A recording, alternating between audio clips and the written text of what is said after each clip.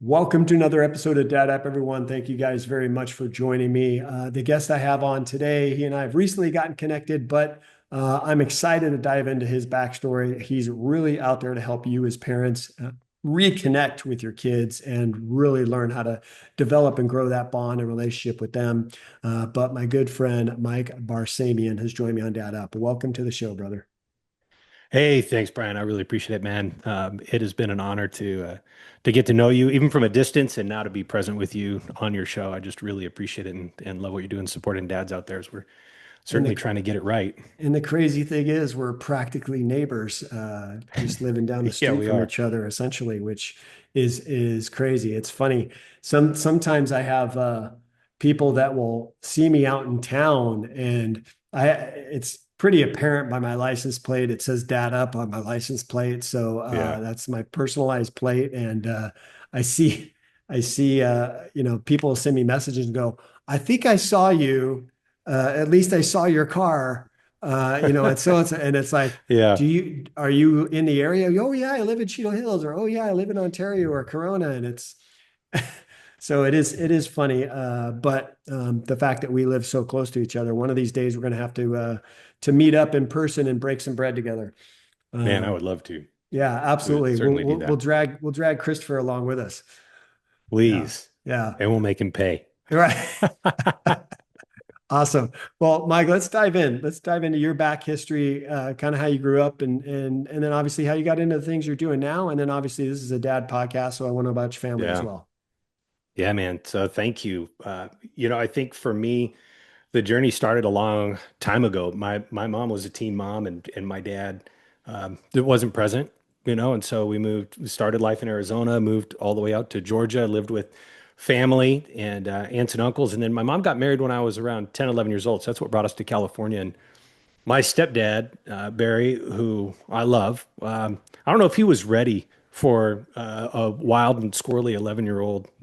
His kids were much older, and just the journey through those teen years were tough for me. And he was working really hard, and I think his primary motivation from his generation was just provide for the family. So being present wasn't a thing. So um, as I got older and then married and had kids, I realized how many things I've adopted from him, and attitudes, behaviors, showing up as a dad, and realized, man, this is not who I want to be.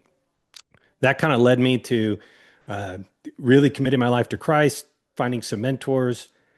Randomly one day, the youth pastor of the church said, "We're looking for volunteers." I'm in my like second year of college, and all my friends were doing it. I'm like, "Yeah, all right, I'll be a youth group leader." I have no idea what that meant. And man, I'll tell you what, one thing led to another. That was 2001, and now we're in 2025, and I've been a youth pastor, a pastoral counselor. I've worked as a teacher, now a professional coach. I've worked with thousands of teenagers, and almost I've seen just about everything. And over the years, have been able to help parents kind of one to one with what they were struggling with. In the last 5 years, have just recognized that parents are unsupported. So you get, kids who want to do better and kind of get some good support in a variety of ways, and then they go home to parents who are overwhelmed and stressed out and frustrated and just lacking capacity, or wanting to know where'd my kid go. I talk to probably 20, 30 parents a month. And the big question is, where did my kid go? The one that used to talk to me, the one that used to be kind and would call and hang out. Now they don't want to talk to me at all. And I'm like, yeah, they became a teenager. I said, it's kind Right. of like it's a thing, and now you need to learn what it means to be the parent of a teenager. It's a whole different deal. And so I think God just put it on my heart a couple of years ago to not only continue to mentor and work with teenagers, but now to support their parents, because I really want to renew families and help them grow closer and more connected. And that's kind of what's brought me here now, is just trying to get that support, that coaching, that help, those resources, that encouragement, that hope back into families' lives. Yeah. And how many kids do you have? I got two boys, and as it is right now, we're in summer, and my boys are done with school, which is a little early. Then some kids are still in school, but I'll tell you what, the most recent thing that's going on to keep them occupied. We had this old John boat sitting on my father-in-law's dairy, and we brought it home, and now my boys are taking it apart, sanding it, painting it. We're gonna deck it out and go fishing at some of the local lakes here this summer, but. Um, that's kind of what's keeping them occupied, getting rust off of it, painting it. but it's kind of fun. Like my oldest son, so he'll be in eighth grade. Uh, he was just, showed him how to use WD-40 and what vice grips were and how to get these parts off. And so it was kind of a fun morning. But yeah, two boys, two wild boys. Well, that's awesome. Well, you're teaching them things that, hey, maybe when they get older, they'll have to learn how to do or know how to do certain things that you've taught them just through this little Yeah. experience here. And not only that, it's a good way for you guys as father and sons to bond and Hmm. connect in a deeper level since they're away from school and somewhat away from friends. They're just hanging out with you and that would be a cool experience and a cool memory for you to have Yeah. with them as well. So that's awesome. Yeah. That's kind That's of, and that's kind of the plan, just to say, hey, remember when we did that thing? And, I think one of the things certainly dads need to know, parents need to know is, it's like sports, we're winning with kids in terms of maximum time of possession. Whoever has the ball longer is winning. And it's the same thing in relationships. It's about maximum time of possession. So it's being present, keeping attention. And so what can you do consistently throughout the day? Even if it's short, it doesn't have to be long periods of time. I mean, it can be short bits of time, but whoever has the most time with your kids is the one that's typically winning in terms of influence, memories, um, and deepening that relationship. So, hopefully Yeah, this old corroded aluminum boat will help us grow a little bit closer together this summer. that's cool. Um, I think when you were talking about parents really struggling with not talking with their kids anymore, or their kids not talking with them, I think part of that is trust. I think Hmm. that kids grow up, and if you treat them a certain way or show them through your actions, certain behaviors, they learn that, hey, mom and dad are stressed, they're busy, they have a lot on their own minds. I can't really rely on them when I'm struggling or going through something. I can't really rely on them or trust them to open up to them. And that is I hear that more often than not, unfortunately, that Hmm. happens. And especially when the kids are a little bit younger, and then they hit those teenage years, like you said, and the teenage years are a completely different beast. The teenage years, whether you have a good relationship with your child or a good communicative relationship with your child or not, when they hit the teenage years, they don't want to hang out with mom and dad. They're at a point in their life where they are trying to figure out who they are, who they want to be, Yeah. and they're trying to learn how to be independent. Because that's part of being a teenager is all about. They want to hang out with friends. They don't want to hang out with mom and Hmm. dad anymore.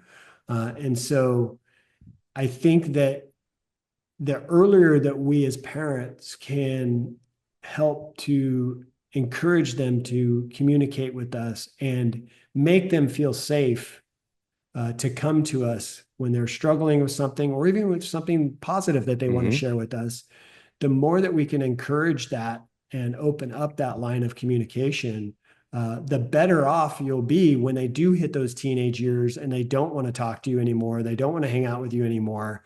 Um, because there are going to be those moments where they do struggle with things as teenagers that they may have to come and talk to you and if they're not trusting you, they won't. And Hmm. what do they do in those situations? They go to other things, whether it's other people, other friends, uh, influences that may not be the best influences for them to go to.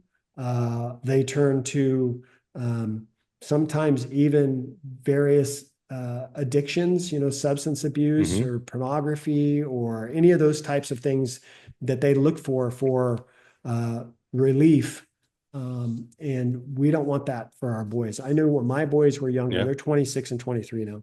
When my boys were younger, they played sports, and I always referred to it as a team atmosphere. So I would say, hey, listen, I don't care what's going on in your life. If you're struggling with something, or if you have something that you want to share with me and you don't know how to do it, I want you to feel comfortable to come and talk to me.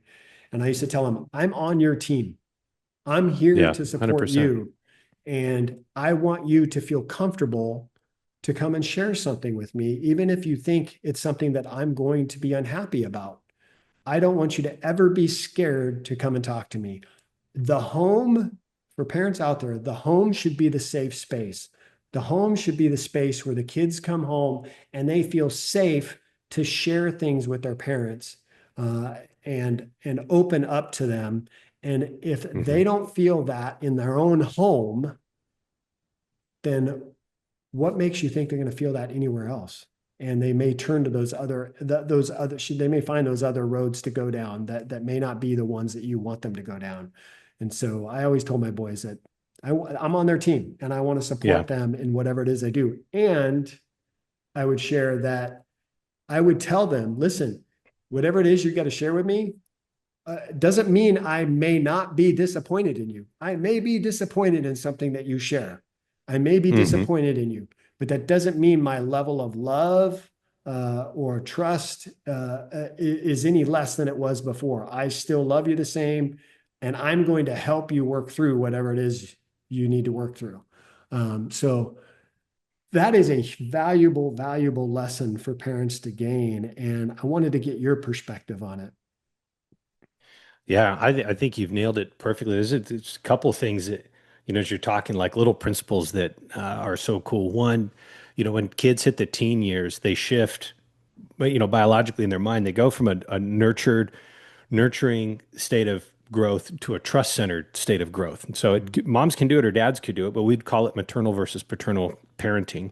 And paternal parenting is all about trust-centered parenting. So it's accountability, it's clarifying standards, boundaries, and expectations, and in that order. And trust with kids really comes down to three things in the relationship. It's knowing that it's your kids knowing that you care about them. It's your kids getting to know who you are, so it's being honest with them, and then it's your kids being able to see you making good decisions, and you're modeling good decisions. And so when there's a breakdown in trust in the relationship, it's usually because one of those three things isn't there. So for dads or parents watching this, if you feel like you can't trust your kids and you don't really know why, just think about it on those three levels. Do you feel like your teen really cares about you and your family? Do you feel like they're being honest and open and authentic? Or do you feel like they're making good decisions? And if one of those three things is missing, you can have a really meaningful conversation side by side and say, Right. I want to trust you, but I really feel like right now you're not being honest. Here's why it's important to be honest and authentic. Now you're talking about values, and values is what ultimately leads to behaviors. So I think trust is really important. The other one you mentioned is your kids recognizing that home is a safe space and that it's their space. And the downside, I think, of what we're dealing with right now is whether it's parents who are running their own businesses or can work remotely or have sales-oriented jobs, is oftentimes the living room, the kitchen table, the bedroom, the loft, these all become workspaces. Mhm. And we're trying to maximize our time, right? And so I say that the problem is we're blending our lives together. We got three core responsibilities as parents. You're a parent, a professional, and a person. So that's your marriage and your friendships is your personal side, your hobbies, and the things you enjoy doing that fuel you up. And then of course your parenting and then your professional life. We want balance. And balance is not equal attention across all three of those things. It's appropriate. So I teach balance and agility, similar to sports. Balance is really your ability to move from left to right, forward and back without injury. Agility is your ability to do that quickly and with speed and accuracy. So most of the time, the reason kids don't feel safe at home is because parents can't get present. And the reason you can't get present is because all the places in your home that are supposed to be fun and communal and relational, where your body can relax and have peace, you've invaded with work. And it's a totally different mindset. And I remember listening to a couple of studies a few years ago that your mind and your body will attach meaning to spaces that you do work in. So that's why having a clean and organized office will help you get into an organized mindset.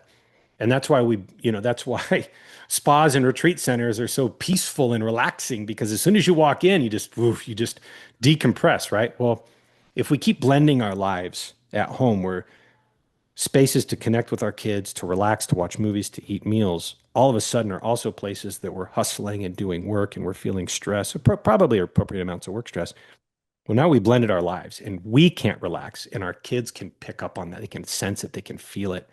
And I talk to kids all the time that will say, yeah, I come home, I can just tell my parents aren't in the mood to talk.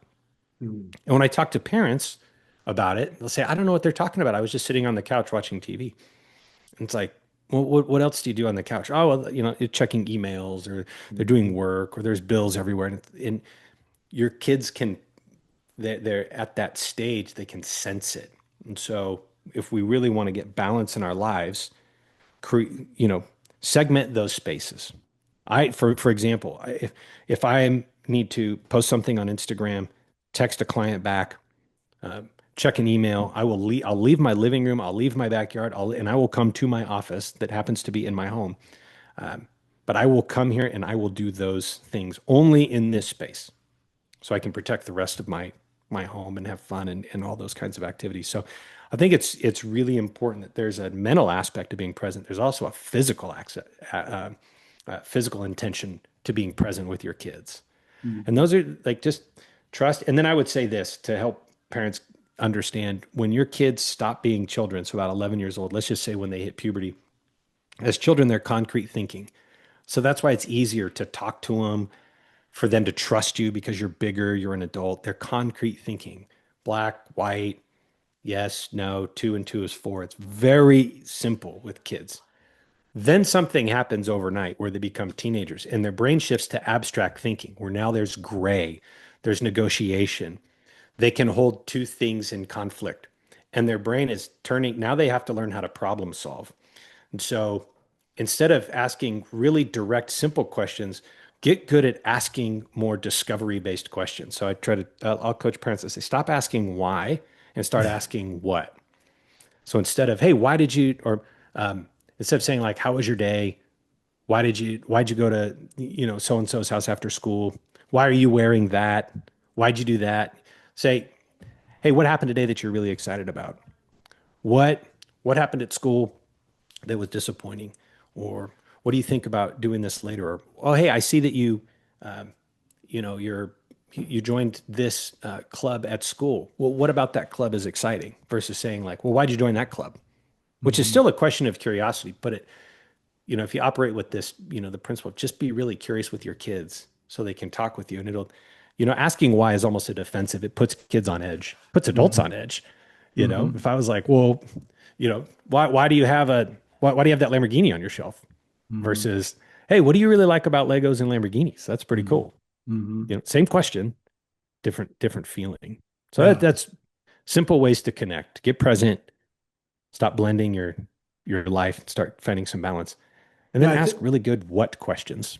yeah, I think the why questions are more of an interrogative question, Totally. right? They're you're interrogating your kid. It may not you may not mean it that way, but that's almost Hmm. the way it comes across. Whereas if you ask the what side of things, it's more of the curiosity.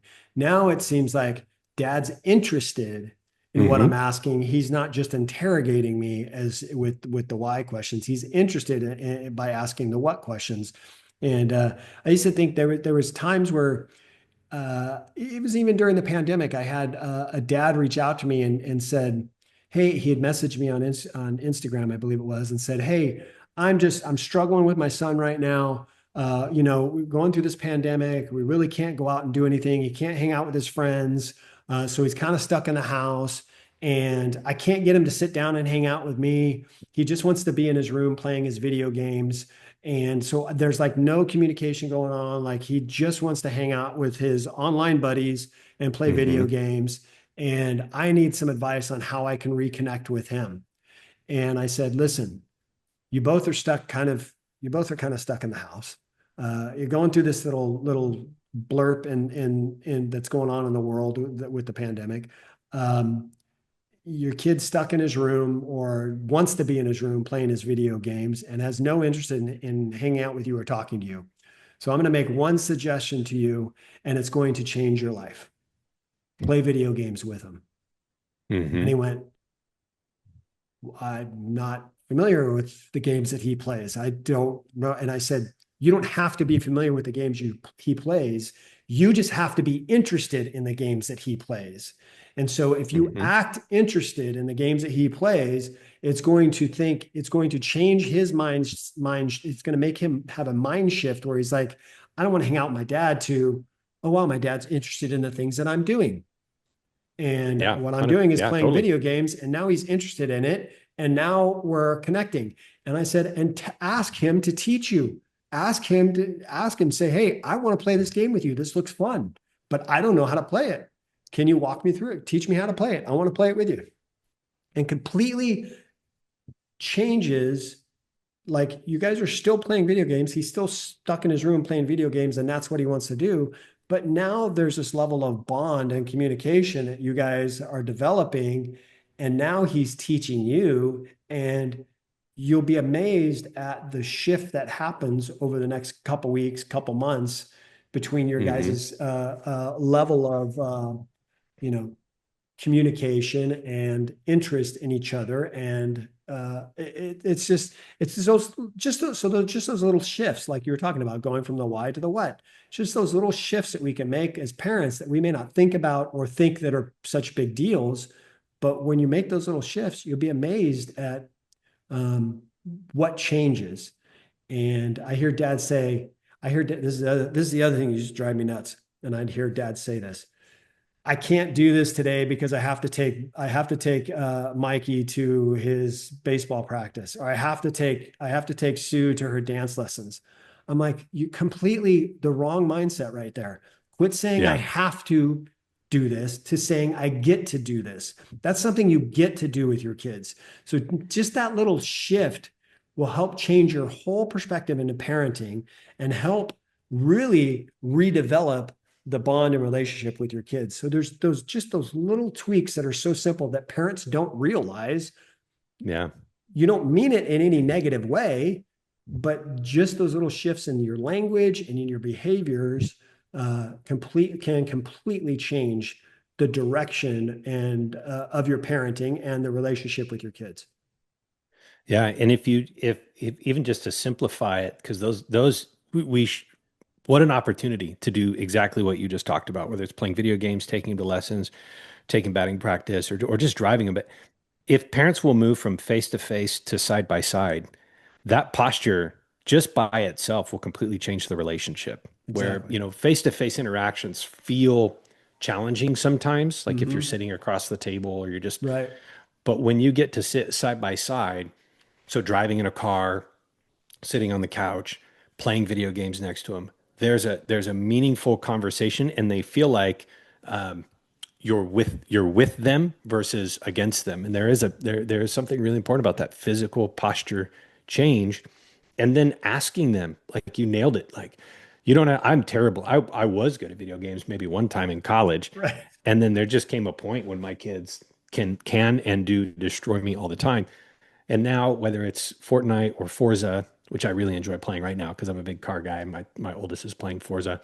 I just ask a lot of questions, and I'm asking them to teach me how to do something, and that unconsciously for them is pouring a little bit of appreciation and admiration into their life, which boosts their confidence Uh-huh. and gets them talking, because they see that not only am I interested, but I'm ascribing worth to something really simple, like knowing how to play video games. But for them, they feel like, oh, I can teach dad something, or I'm really good at this and he's really curious, or I can help him. And that just creates such a cool bond. They don't know that's what I'm doing. Um, and then sometimes it's just fun to learn from 'em, see them get excited, acknowledge their personalities, and see what lights them up. I mean, that as a dad, I don't know too many things that are better than just watching your kids get excited about something. Right. And the more you show interest in the things that they're doing, the more excited they get. I see Hmm. too many times that the parents that, that their kids are participating in something and the parents are just not fired up about it at all. Yeah. Like it's the last thing they want to do on their Saturday afternoon but they're doing it because their kid wants to do it.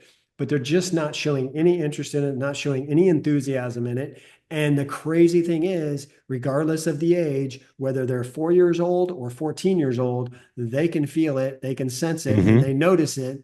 And then what happens? They now feel a lack of trust that they can rely on you for other things because Yeah. they don't want to disappoint you. And making them feel that way when you have no interest in what they're doing or show very little interest in what they're doing, they think that dad's not interested in me. Dad's not interested in the things that I'm doing. So when I do need something, the last person I'm going to go to is him because he's not interested anyways. That's kind of their Yeah. mindset. And that Yeah. is a sad reality that happens far too often. As I talked about before, they seek other things, they go to other resources to find those solutions. And that's the last thing you need. My two boys, being 26 and 23, are two of my best friends. And the Yeah. reason that they're two of my best friends is because I continued to be interested in the things that they were doing. I continued to be open, have those open conversations with them, not closed-ended questions, open-ended questions with them that I did throughout their lives from the ages of when they could first start talking to all the way now where Hmm. they're adults. Now I'm in a much different role where I don't have to be the parent anymore. I'm more of an advisor. So if they Yeah. have questions about adulthood that they don't really know yet or haven't figured out, or for whatever reason they never learned from me, they can come to me and go, Dad, this is what I got going on. What do you think I should do about this? And I'll give them my advice. I'll say, this is what I've done in my past. I'm very familiar with that. This is how we handled it. Or this is what I think you should do. I'm not familiar with it, but this is what I would do if I was you. Hmm. And then they can take it or leave it. They're adults. If they want to take my advice, great. If they don't, they understand that whatever they get, they made the decision. So I'm more of the advisor now, which is cool. But I go golfing with my boys. We Yeah. hang out together. We talk on the phone. My older son lives in Arizona. I talk on the phone with him a couple of times a week, and it's just I'm in a fun space with them. Next week we're going to Boston as a whole family. My younger son and his fiance are coming, and then my older son and his girlfriend are coming, and my wife and I. So it's going to be the six of us all going to Boston for the week. It's going to be a lot of fun, and I'm looking forward to getting to hang out with my wife and two of my best friends on the Yeah. trip. And that's something that I'm really, really excited about. So, And that's what trying to help is, want to renew families is just get parents. You have limited time. You just there. This is only for a short stage of life, and right. compared to how much time you're going to live with your kids as, them as your adult children is way longer than when they're your children or their teens. But this is cementing the future relationship, and so you want to raise kids that you look forward to hanging out with one day. And that's about character. It's about values. It's camaraderie. It's everything that you've talked about. And what I think you've done really well with your kids is I'm just hearing you talk about how much you enjoy them and love them. And what you've done is your mindset was my kids are a blessing, they're not a burden. Mhm. And there's plenty of parents that are like, ah, I have to, even if you don't think your kids are a burden, it's I have to do this, I have to do this. They sense I'm a burden and I don't want to bother you. And so, and two things happen. One, not only will they separate from you, but two, their self-esteem, literally meaning how good they feel about themselves, will diminish because the most important people in their life don't see them as a blessing or of high worth in Mhm. terms of time. And so we're unconsciously communicating the wrong things. And that's why our kids are struggling. And they make bad decisions in terms of relationships. And we wonder why later on, or how come they don't want to hang out. You can rebuild a relationship. Oh, Uh, yeah. I had a parent I talked to the other day, and she said, "Well, my friends just told me that he'll come around. The kid's telling her she's failed as a parent. He doesn't talk, locks himself in a room, copes, unhealthy coping strategies in video games, and all these sorts of things." And she's like, "Well, my friends told me that he'll just come around when he becomes an adult." And I said, "I've never ever seen that happen outside of a miracle from Jesus or that kid choosing to go into therapy or the parents doing some deep work and reconciling the relationship. Teenagers don't just grow out of, No. being distant from their parents. They just get an opportunity to move further away. And Mhm. it's heartbreaking. And it doesn't have to happen. We just have to make some changes. And it's just for a little bit. You only I mean, you think about the teenage years really are 12 to 24. So it's like 10, 12 years. Mhm. Like that's, man, you could put in some great work to really enjoy the latter, 40 years of your life with your kids. Be Yeah. proud of them as they grow. And for you, the next step, spouse selection will be really fun. Mhm. Weddings, grandkids, Yeah. like all those things. Like you have so many other eras of being a parent Right. to come. And it all depends on, it's the golfing and the phone calls and the vacations now that will then build to the next really fun things. I love doing, as having been an ordained pastor, I love doing weddings for families that I'm really close with. And some of my best memories are watching fathers and sons have this incredible moment. Like absolutely incredible. In fact, the last wedding I did, I love this family so much. They're both dear friends. Their son, I knew him when he was in high school, played baseball at Chino Hills High. He's a volunteer leader with me in a ministry we do called Young Life. They were betting on how long the ceremony was going to be. Like all the groomsmen, the son, the dad, all this, right? So I wasn't going to tell them. And like during the ceremony, we're wrapping it up towards the end, and I look at the dad, and I kind of give him like the to keep going, or and everybody starts cracking up, and the father and the son, everybody, we were just having such a good time, and it was all and what they did through their all the bonding they did. I mean, it was amazing. It was absolutely amazing. Wow, that's awesome. Yeah, I think that gosh, when I think about just the relationship with my boys and the work that was involved in still continuing to develop that relationship, even though they're adults. Here we are talking, Mike and I are talking like we're these perfect parents. I will tell you right now, I am not a perfect parent. I mess up all the time. Even to this day, I'm still messing up as a dad. I'm figuring it out as I go along. I've learned I have learned through trial and error and experience over the years that hey, when I mess up, I need to learn from my mistakes and move forward with it, and I have to ask my boys for forgiveness when I mess up. So I've learned to do those things, but I still mess up all the freaking time, and it can be frustrating, but I learn from those, and that's okay. So just know that parents, you're going to continue to mess up no matter how much you learn from my podcast or what Mike's doing or any other resources that you have out there. You're going to always be messing up. You're going to make mistakes somewhere along the line and just learn from those mistakes and move forward. And if you have to, ask for forgiveness from your kids. And trust me, when you go to them and ask for forgiveness from them, it helps them to realize, oh, dad is human. Dad does have feelings and dad does care. And you'll be amazed at how often your child will say, of course, I forgive you. My boys now, they're adults. They're like, Dad, when I say, bro, I should not have talked to you that way. Like, I'm sorry. I lost it. I've had a rough day. I should not have done that. I apologize. Will you forgive me? And my boys go, dude, like, it's not a big deal. Whatever. Yeah. It's all good. And it's because, you know, because of the relationship I have with them. They can trust me. And So, I mean, just an absolutely incredible opportunity when you can mess up and show them, hey, will you forgive me for that? I messed up. Just teach it. Most parents get really frustrated. Their kids never say they're sorry or own their problems. And a lot of times it's because as parents, we don't do that in front of our kids because they need to see it. And it's about trust.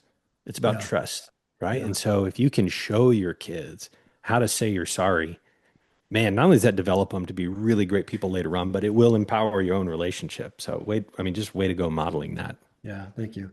Well, Mike, let me ask you a question before I let you go. What's the best places for my viewers and listeners to look you up, learn a little bit more about you? Um, where can they do all those things? Yeah, thank you. The easy way is just presentsolutionforparents.com. And I've got a podcast, the Present Solution for Pod or the Present Solution podcast. But if you hit that website, presentsolutionforparents.com, there's some free courses that parents can take. There's a master class. I teach the PACE method of parenting. So how to get present, how to appreciate your kids, how to connect strategically, and how to empower the independence. So they can catch that for free. And especially if you've got teenagers, young teenagers right now who are you're struggling with chores, there's some power struggles there, and you want to teach them good financial responsibility. I partnered with my friends at Greenlight, and we just dropped Money School, and it's a free course with kind of a 30-day test drive on green light. And so summer's a great time to solve that problem. But present solution for parents, or at Mike the Parent Coach on all the social medias. Would love to connect with anybody looking for some help. Cool. Well, listen, Mike, I am certainly glad we got a chance to connect. Practically being neighbors, like I said, we're going to have to break some bread together one of these days and meet up in person. But thank you very much for being on, my friend. Thank you for your time, Brian. This has been awesome. Appreciate it, man.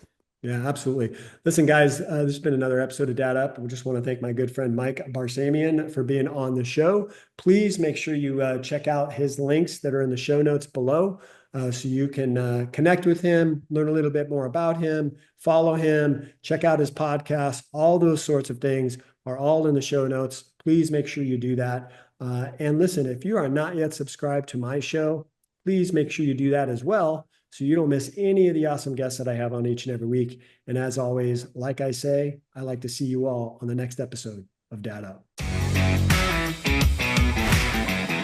Wow, another amazing episode in the books. So much was shared, and I'm truly grateful my guest was able to pour into you to help you elevate your dad game and really dad up. Make sure you bang that subscribe button so you don't miss a single episode. And while you're here, please don't forget to leave me a rating and a review. I always appreciate the feedback. And one last thing, don't forget, your role as a dad is one of the most important roles you have. So if you need a little help or have questions, don't hesitate to reach out to me on my website at daduptribe.com or at my Instagram page at Dad Up Podcast. Until next time, everyone, Dad Up.